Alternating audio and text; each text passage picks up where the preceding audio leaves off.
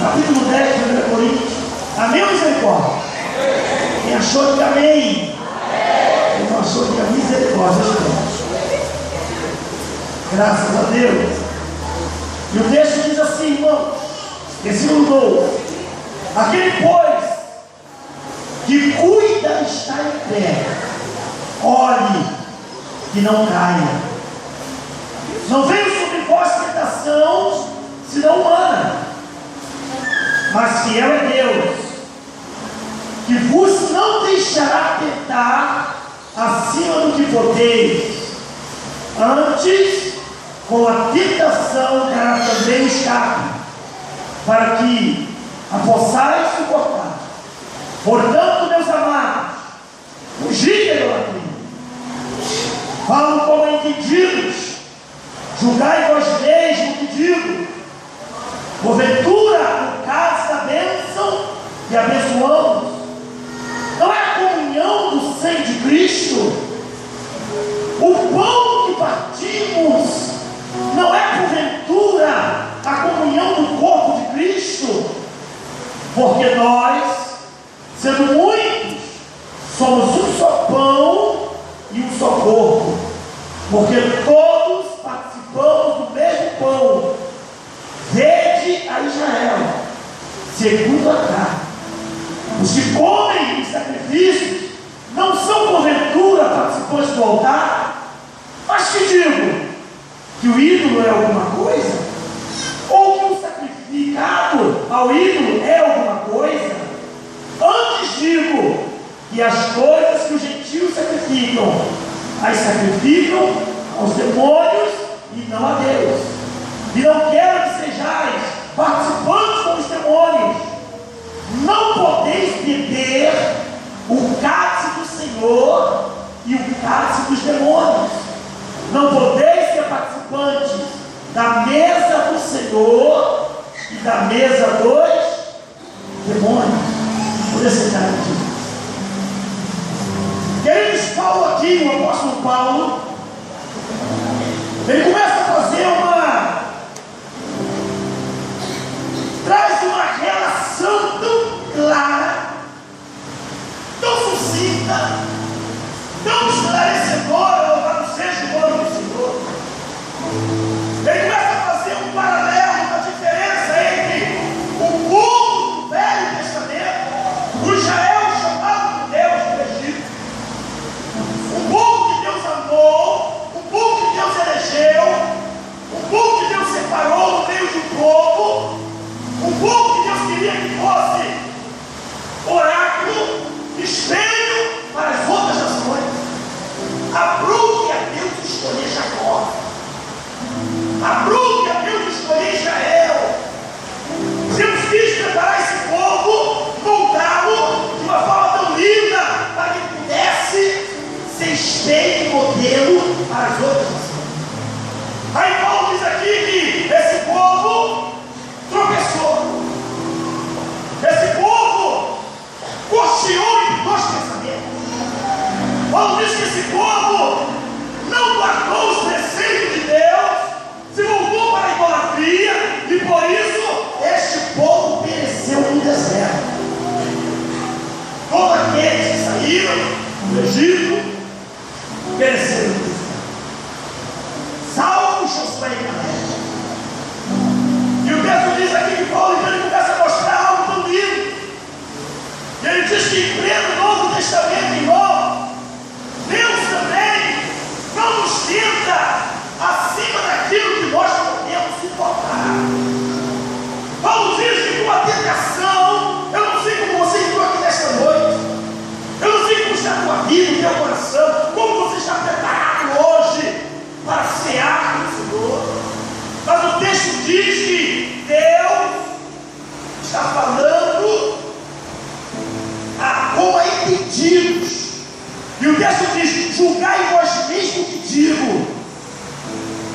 Paulo diz: olha, eu e você sabemos, cremos e entendemos o Deus que nós servimos.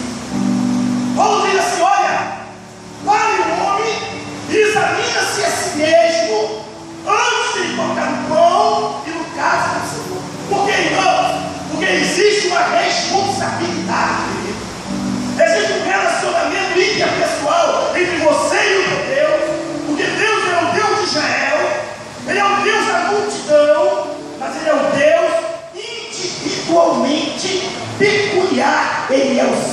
Deus. Por isso, nessa hora solene, nós temos que parar e analisar a sublimidade desse ato da Santa Ceia. É algo, querido, que nos leva para o passado, para algo que, quando você vê na higiene, eu não começo a olhar na Bíblia, não. Eu começo a ver o amor de Deus, o cuidado de Deus. Lá em Gênesis capítulo 2, diz um texto lindo, que quando o homem pecou, Deus rapidamente enviou varões, anjos com espada de fogo, para tirar a árvore da vida daqui, para guardar aquela árvore. Isso aí já mostrava claramente que algo espiritual, que a nossa salvação, que a nossa libertação não dependia de mim e de você. Era algo que estava fora do nosso alcance. Eu e você não poderíamos. Então Deus mostrou nitidamente que a nossa salvação dependia de algo que eu não tinha, e que você não tem, que nós não temos, mas o próprio Deus aprove a Ele preparar diante da fundação do mundo para nos garantir uma vida boa, uma vida soberana e uma vida de salvação. Eu preciso entender isso. Eu não sou salvo porque eu sou bom, eu não sou salvo porque eu sou diabinho, não. Eu sou salvo pela graça de Deus. Aleluia. Ela me alcançou, e de posse dessa graça eu tenho todas as armas necessárias para suportar todas as agruras da vida, todos os embates da vida, querido. Essa graça é tão linda. Paulo diz aqui que assim como o povo pereceu, eu e você hoje, se não atentarmos para os preceitos de Deus, nós podemos perecer. E não podemos dizer que nós somos seres humanos, que Deus conhece as nossas debilidades, que Deus conhece as nossas fraquezas. Deus sabe que nós somos humanos. Não, querido. Deus, Paulo diz aqui, que todas as armas necessárias para que possamos andar nesta terra com a cabeça erguida, Ele já nos deu. Você é vitorioso. Você é mais do que vencedor, conforme você vencedor. Nós temos, querido, o sangue do Cordeiro. Nós temos o Espírito Santo que habita em nós. Nós temos a palavra do Espírito. E nós temos um Deus que está sentado na majestade da glória, que está intercedendo com você. Aleluia. Por isso que Deus não permite que eu e você sejamos tentados além daquilo que podemos suportar. Mas com a tentação, Paulo diz que vem também o escape. E eu acho linda essa passagem aqui, porque essa árvore da vida, alguns dizem que foi algo simbólico, foi algo que significa, não sei se foi literário, simbólico, algo que significa alguma coisa, mas traz para mim, para você, uma revelação tão linda. O texto aqui diz que a nossa dependência, a nossa salvação é algo que independe de mim e de você, mas Deus realizou. E ainda hoje esse ato de Cristo nos constrange, nos mostra que no passado e para depois nós olhamos ao sacrifício. No presente, esse sacrifício nos mantém unidos. Neste dia participamos do mesmo corpo, comemos do mesmo pão, bebemos do mesmo sangue. Nós estamos unidos, irmãos. E também nos remonta para o passado, porque daqui a pouco, cheio de tempo, nós estaremos querendo o Senhor. E assim como Ele é, também nós seremos. Por isso que agora é hora de você parar e ver como você está tendo. Aí Paulo diz aqui algo lindo nesse texto, eu acho bonito, que a graça de Deus, o sangue de Jesus, a palavra de Deus, o poder do Espírito Santo em nós, aleluia, a intercessão celestial em Cristo nos proporciona um poder glorioso para a guerra que eu e você temos contra o pecado e contra as sortes espirituais da maldade. É isso você não está sozinho nessa guerra, não, meu irmão. É isso, pastor, você não está sozinho nessa batalha. Você não está isolado, não tem Deus que está pelejando por você com armas espirituais. Você não está lutando com armas, não. Você está seguro. O texto de 1 Coríntios diz, irmãos, que a ceia nos convida, nos mostra aqui algo lindo, quando nós nos reunimos para a celebração desse ato glorioso do Senhor. Algumas verdades têm que ser esclarecidas, para que eu não coma, para que eu não beba indignamente. Eu preciso entender que isso aqui simboliza para mim um ato glorioso. Foi o sangue que foi derramado, foi o corpo que foi partido e moído por mim e pelos meus pecados. Talvez você entenda que, olha, isso para você pode ser complicado, pode ser suco de uva, mas para nós que cremos, simboliza algo muito sério. É algo que traz comunhão com Deus. É algo que traz participação com Deus. É algo que traz relacionamento com Deus, com a sua causa, com a sua obra, com os negócios de Deus, que Ele confiou a mim e confiou a você. E nós vamos prestar conta disso. Paulo diz mais aqui que Deus diz que a árvore do conhecimento, ou seja, a árvore da ciência do bem e do mal, que Gênesis mostra, era boa para se comer. Talvez, filho, você está vivendo um pecado aí que é gostoso. Você está vivendo uma situação pecaminosa que você diz que não tem força, que não tem mais resistência, e você está tentando servir a Deus e não está conseguindo resistir à tentação, porque o pecado, porque isso está envolvido na sua vida, parece apetitivo, parece bom, e a vida que árvore é boa para comer, agradável aos olhos, como um prato de lentilha cheiroso. Quantos estão abdicando de Deus por algo tão singular, tão simples?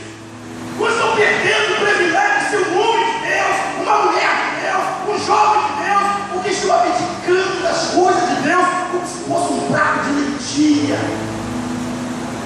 O diabo vem com banquete, o diabo vem com uma amostra, o diabo vem com uma facilidade, e a pessoa abdica de algo glorioso, eterno, e se deixa seduzir porque é agradável aos olhos.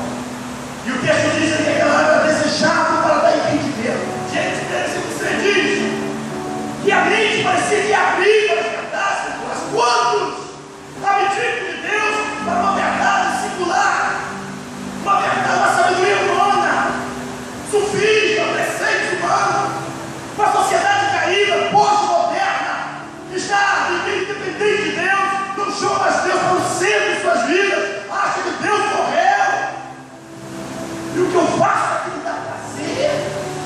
Então o texto diz que era desejável para dar entendimento. Fosse o que fosse a natureza dessa arte aqui, nós temos que, literalmente, figuradamente, como simbólico, como coisa teológica, costuma dizer, mas nós temos uma verdade. Louvado seja o nome do Senhor. O pecado de Adão e Eva, em parte foi esse. Talvez, querido, você está transferindo a mão de Deus, a condução da sua vida, e está se deixando guiar pelo seu intelecto, pela sua filosofia de vida, pela sua teologia humana, pelos preceitos dessa pós-modernidade que acha que você pode servir a Deus do jeito que você estiver, que Deus te aceita como você está. Não importa a maneira que você anda, o que você faz, que Deus te amou, mas Paulo diz, não. Paulo diz, olha para o povo de Israel, olha para o povo que saiu do Egito. Eles mereceram que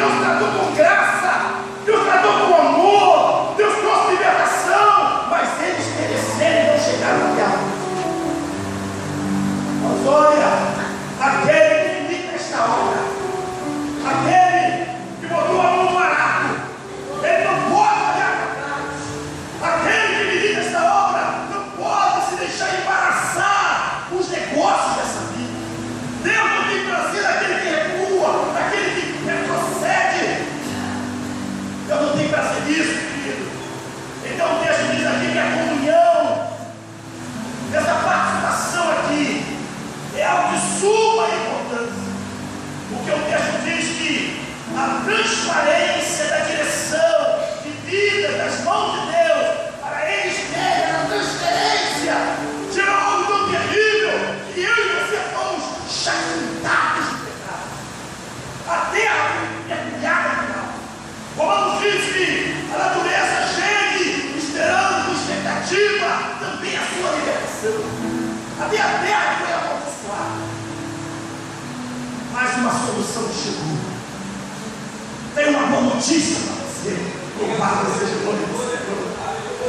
Paulo diz aqui, amados, a ideia de participação no versículo 16, ela é muito forte aqui na ceia. João capítulo 6, versículo 50 ao 56, diz que comer a carne e beber o sangue de Jesus é o mesmo que comprometer-se com ele. Não é algo normal. Tem pessoas que acham que é só comer um pãozinho, beber um cacezinho e acabou. Quantas pessoas na igreja que estão envolvidas, mas não estão comprometidas com Deus? João diz aqui algo bonito, irmão. Paulo também diz aqui algo tremendo. Paulo, ele dizia isso quando ele disse aqui: Cristo vive em mim e eu trago no meu corpo as marcas de Jesus. Paulo vivia. Paulo começou a exalar isso. Para, queridos, comunhão com Cristo é deixar que Ele viva. Comunhão com Cristo é deixar que Ele reine em mim, em nós e em você.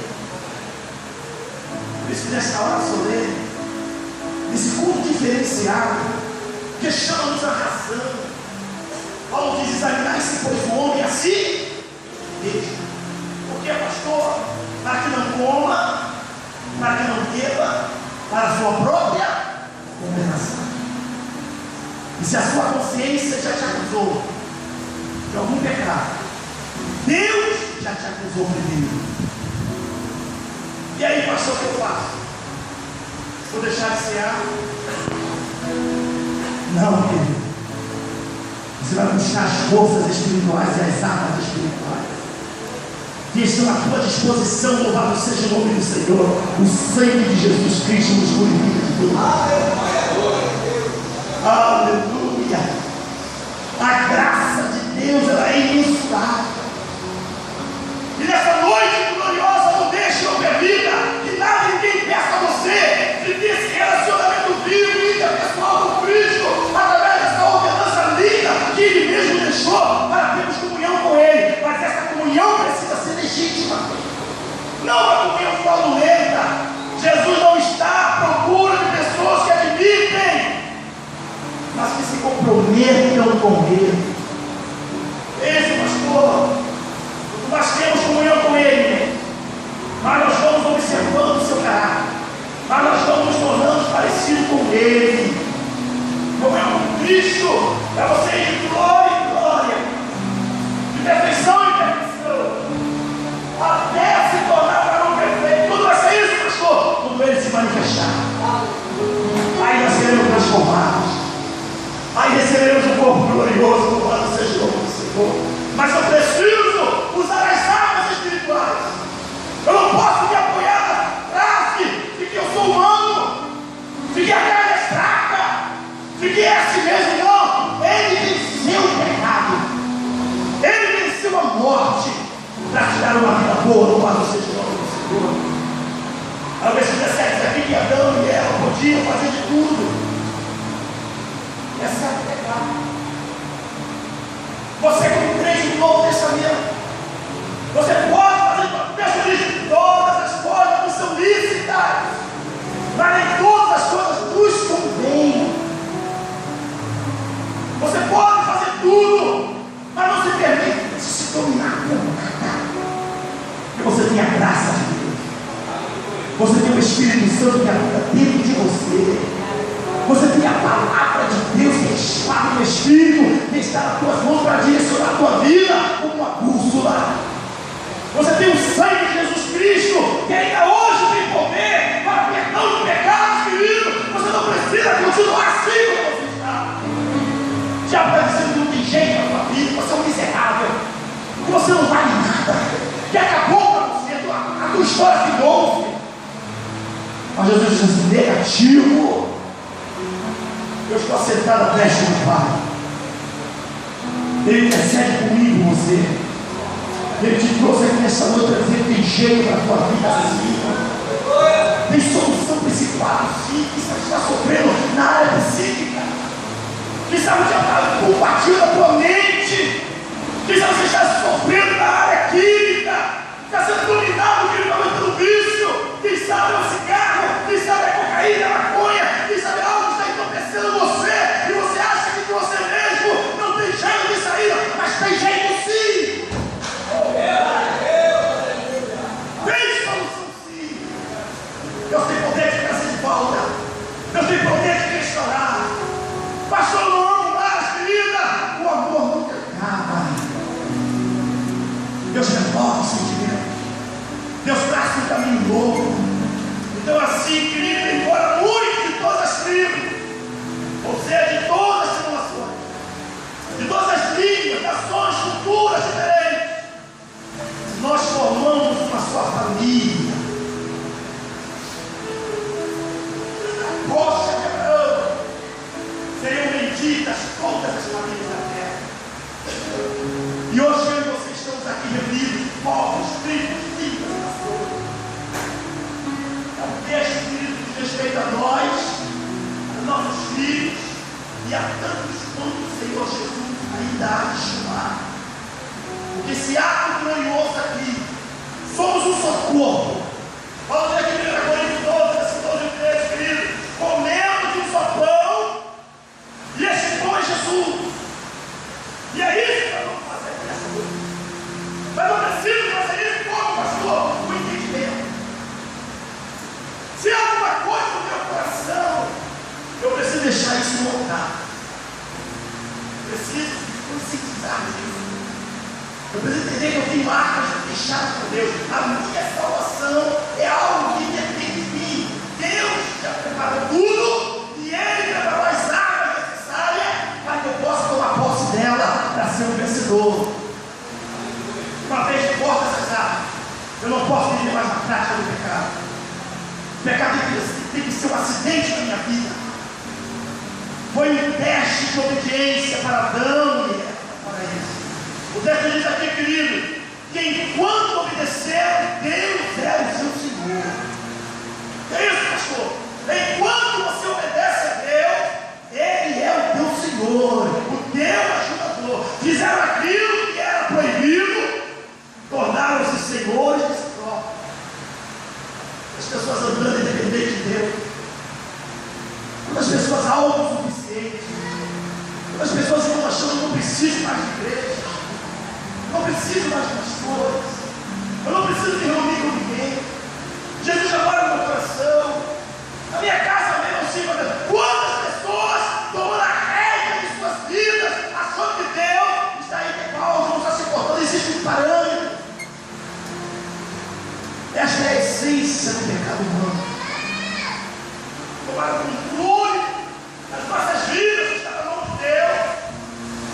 E queremos direcionar nossa vida ao nosso bel prazer. Eu faço o que eu quero. O corpo é meu. A boca é minha. Não, porque o corpo é filho do Espírito Santo de Deus. Proveniente de Deus. E ele diz aqui que foi um teste de obediência que eu fiz para ele. E ainda hoje nós estamos vivendo isso. Queremos ser senhores por Deus. Queremos entrar na casa de Deus, no quarto de Deus, e adorá-lo de qualquer jeito, de qualquer maneira. Não atentamos para os preceitos de Deus, a vida de obediência, e achamos que é só chegar, cantar, pular, se emocionar e acabou. Negativo. A igreja é uma igreja de louvor, é uma igreja de palavra. Isso aqui não dá ibope. Não dá ibope. Porque não é uma chave para ser oferecida a você. Não é um carro novo que você vai pegar. Não é uma casa linda na barra, não. Aqui é uma palavra real que diz: olha, vê como você está andando com Deus. Querido, conserve o seu altar, porque Ele está chegando. E Ele vai encontrar com você e quer que você esteja fazendo assim, conforme diz a sua palavra. E nos últimos dias,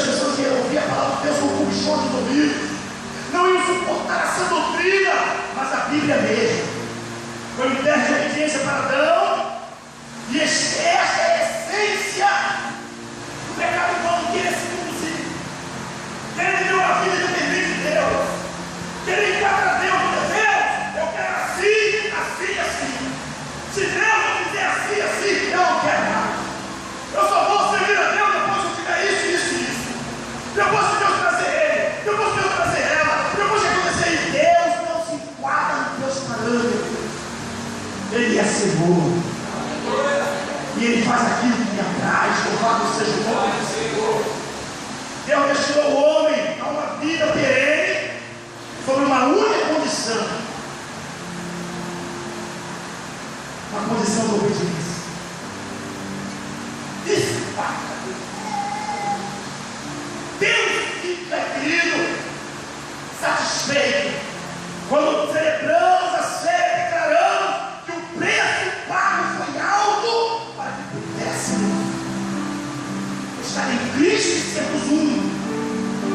Eu preciso entender isso. E ele morreu no madeiro, a dívida foi paga, ele gravou no madeiro o preço que era necessário para trazer libertação para mim e para você viver uma vida cristã correta diante dele. Eu quero seguir até o seu jeito. Eu não quero, eu não faço. A unidade é o desejo do coração de Jesus. João diz aqui no capítulo 1, João 17, 16, 11, 16, não dá para a gente ler mais, que agora vem embora muito rápido. Não há como beber o cálice do Senhor. Não há como beber o sangue de Cristo. Paulo diz: o cálice dos demônios. As pessoas não vão ser espírita. Eu não adoro uma imagem. A gente sabe que está fazendo algo que você ama, que é uma idolatria. Isso é você está idolatrando talvez a tua casa. Isso era a tua esposa, o teu marido, o teu filho, o teu negócio, a tua família, aquele que deixa pai, mãe, mulher, filho, agora vem na vida de mim. Isso é que você está idolatrando, algo que é supérfluo, querido. Então a unidade é o desejo do coração de Jesus. Ele morreu para que fôssemos um com ele. Ele é o cabeça da igreja. Nós somos o seu corpo. Nós somos a expressão exata. Ele se move através de mim e de você. Nós expressamos o cabeça dessa terra. Nós somos o corpo místico de Cristo aqui. Tem que haver uma diferença em mim e em você. O mundo precisa ver que nós somos lavados e remidos para que o amor de Deus seja verdadeiramente inserido nas pessoas. E a oração de Jesus foi essa: Pai, eu te oro, não para que estire o mundo, mas para que eles sejam um, assim como eu sou um contigo. Para quê, pastor? Ele diz: para que o mundo reconheça que o Senhor me enviou. Eu dou a unidade da igreja, eu dou a comprometimento dos servos de Deus. O mundo começa a olhar para a igreja diferente, e o próprio Deus vai agregando, vai trazendo, porque há um testemunho lindo de unidade composta, cujo Deus é o cabeça. Quando a igreja se reúne em amor, coisas maravilhosas acontecem. Deus salva, Deus cura, Deus batiza com o Espírito Santo e Ele leva para o céu. Você crê nisso nessa noite, querido?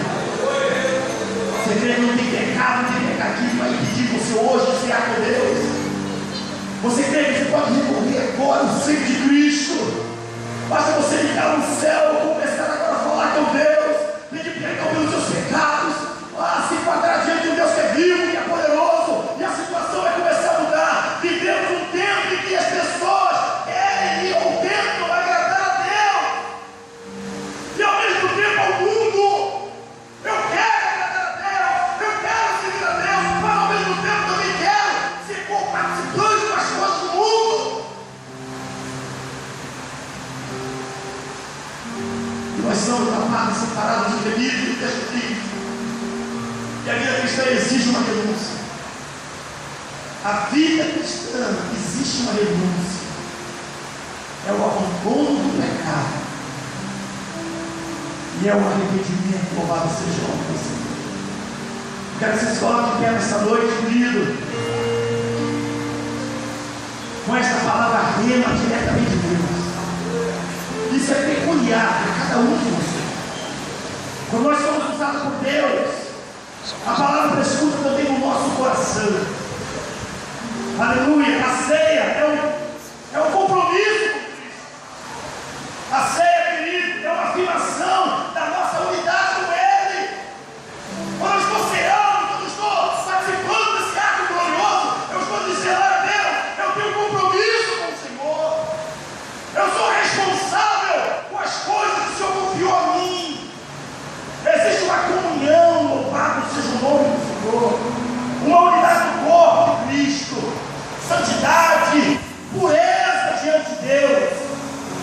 também diante dos homens. Quantas pessoas que querem servir a Deus e não conseguem entender isso. Mas nesta noite o Senhor te trouxe aqui. Paulo diz: não podemos servir a Deus e aos demônios. Não podemos participar da mesa de Deus e ser participante da mesa do mundo. Por isso examina-se, pois, o homem a si mesmo. E antes de nós seguirmos a ser querido, se você é lavado, remido, se você é membro de alguma igreja evangélica, se você já é batizado, você tem toda a liberdade de ser conosco, se estiver em plena comunhão com a sua igreja. Isso aqui para nós simboliza o corpo e o sangue do Senhor para a nossa igreja. Pão picado foi partido, que é o suco da uva, suco de uva. Se você não é batizado, se você não é membro de nenhuma igreja, se você não está em plena comunhão com Deus, não simboliza nada para você. Mas tem uma boa notícia para você nessa noite. Aquele que é